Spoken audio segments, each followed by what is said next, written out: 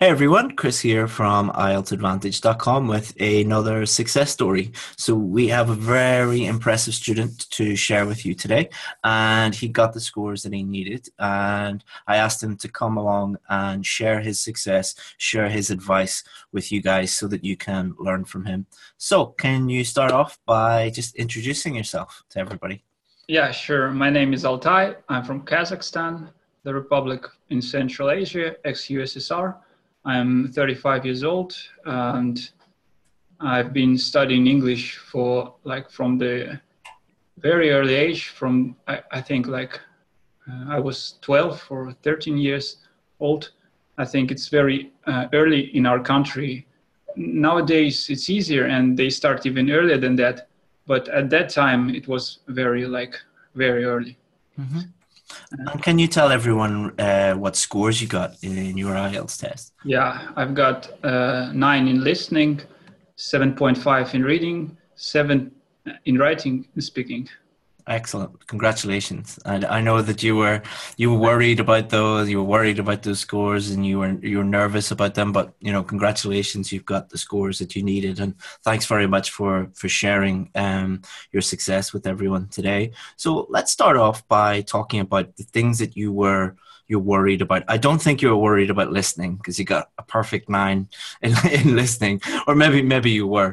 But let's talk about the things that you were worried about or you were struggling with, and why that was, or why you think that was. Since this was the first IELTS that I took, I worried about everything at all because I didn't know if I'd be able to get at least 7 in reading because I never took the test. On the practice test with the Cambridge books that I had, I even haven't got 8 in all the tests. I rarely got 8 and only 2 times 9. So I was worried about listening as well. Then there is writing, of course. I was sure that I'm gonna get like 6 or 6.5 because I started writing essays only 2 or 3 months before that. So I thought that the first time I'm gonna be 6. That's okay. So not be too upset about that. But I was a bit sure about the speaking part because I thought that my speaking skills are the best skills that I have. I mean, above all, I like the speaking the most. Of course, I like listening to music, but speaking was my favorite part.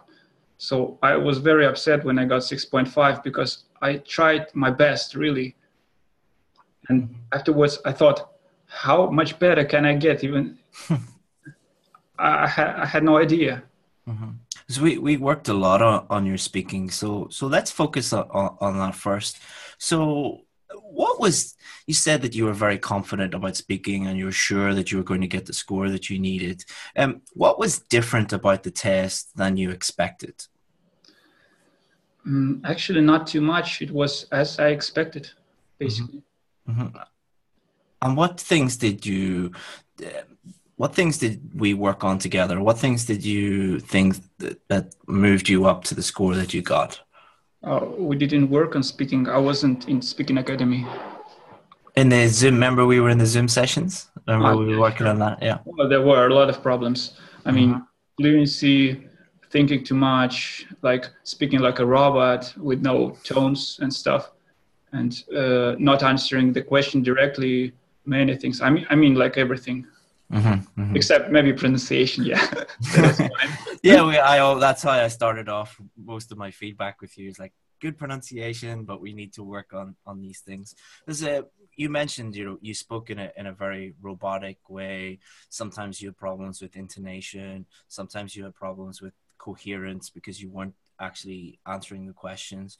But it's all about, for people listening, it's all about identifying for them what those things are, because everybody is different, everybody has different problems. So when we were in the Zoom sessions, you attended a lot of them, you probably noticed that everybody had different problems, and so it's all about identifying what your specific problems are, and then you can work on them.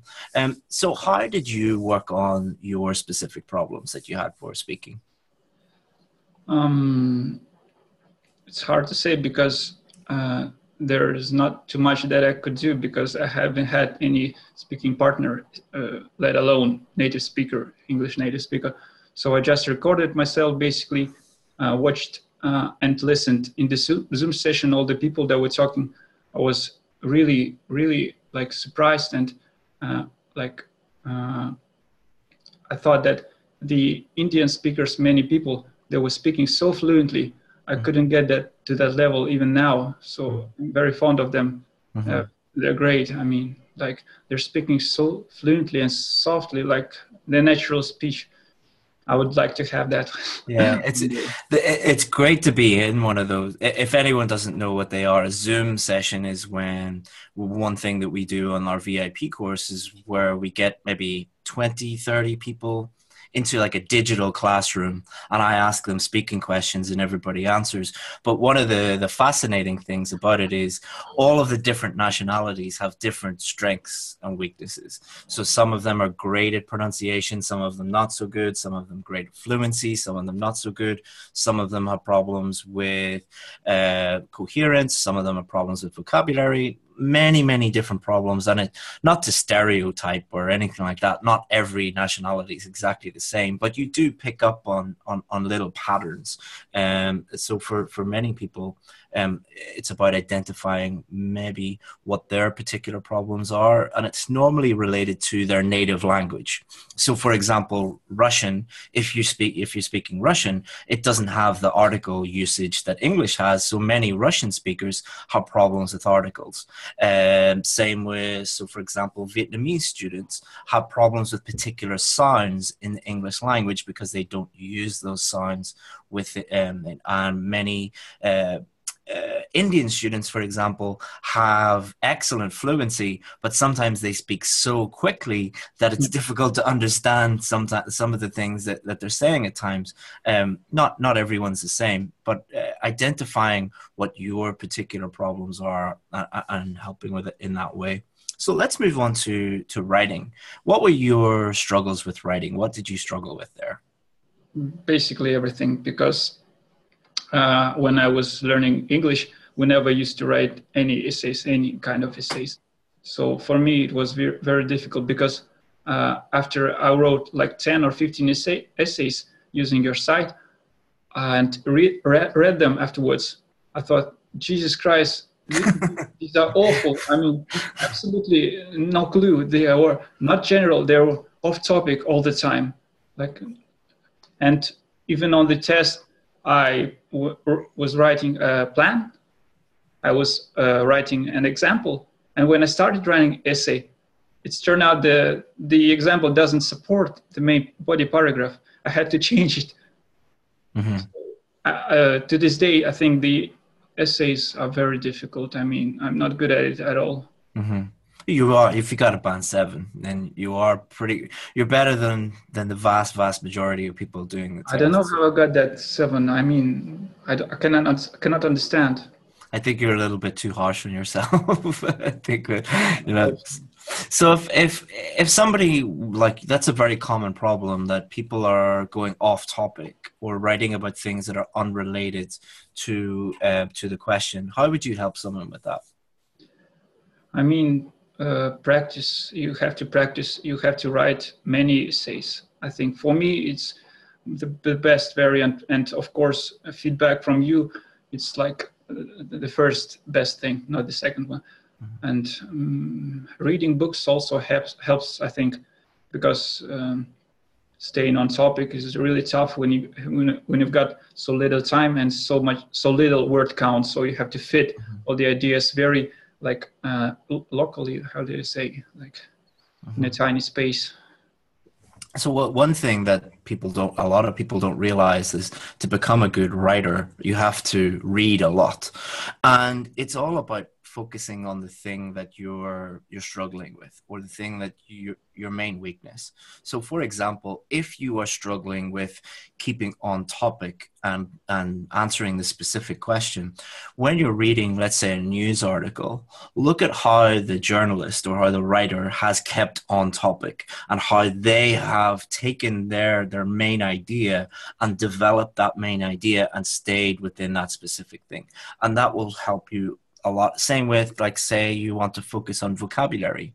So when you're reading, underline the new words, guess what they mean, and then transfer those words into a vocabulary book and, you know, review them, add all the information that you need, and then that will help you. So it's about using reading to help you become a better writer, but you have to focus on the thing. So it could be grammar, ideas, you know, answering the specific question, vocabulary, structure, idea development, whatever you're struggling with, use reading to actively focus on those things. Would you agree with that, Altay? Yeah, sure, absolutely. But I think writing these kinds of essays is like a kind of art. It's like not easy to do. Yeah, I think, well, now that you've got the score that you need, you don't have to worry about it. So you don't have to worry about the IELTS I test mean, again. in overall development of the, like, it's very beneficial. Mm-hmm. So what are you able to do now that you've got the scores that you need? I'm planning to apply to immigrate to Canada. Excellent. And what will you do there? I'm a chemist. Mm-hmm. So you work in a pharmacy or an industrial chemist or something like that, or? Like industrial, I conduct analysis on samples of soil, of water. Oh yeah, you told me that before in the Zoom session. So I go like an environmental engineer, chemist sort of thing. Yeah. Yeah, my friend's an environmental engineer. He's not a chemist, but he does that. He analyzes soil samples and stuff like that. So he's actually working in Australia. So he loves his job. So Australia is better with this kind of jobs.